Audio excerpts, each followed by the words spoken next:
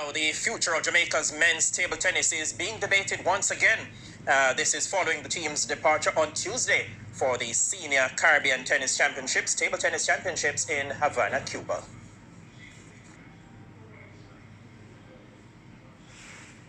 The issue surrounding the development of table tennis on the men's side first came to light when national champion Simon Tomlinson told TVJ Sports he fears for the future of the sport when he retires.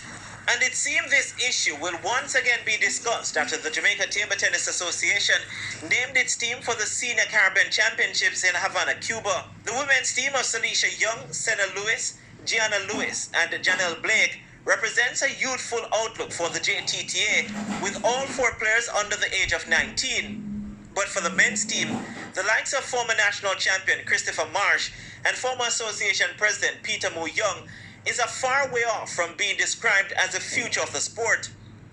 With the other players being Mark Phillips and Kane Watson, JTTA president Andrew Liu admits that junior players are not at the level they should be.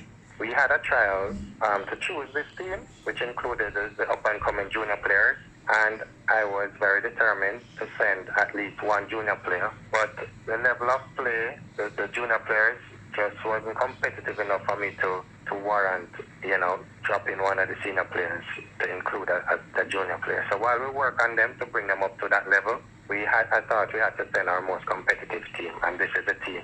Team manager Sean Wallace believes senior players will have a part to play in the restructuring of the sport locally.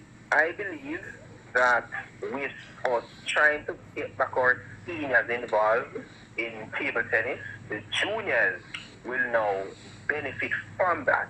And it would be a benefit that they would not have had for the past several years. Because if you were to check the history of what was happening some years ago, it was primarily junior events that were being played.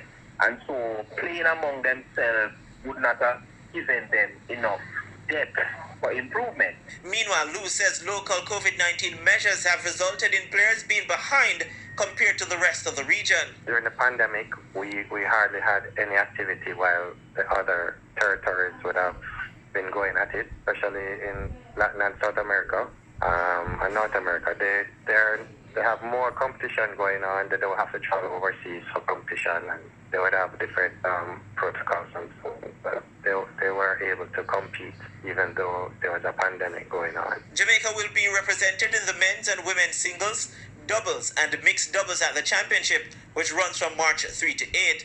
The championship also serves as a qualifying event for the ITTF Pan American Championships and subsequent to the ITTF World Championships.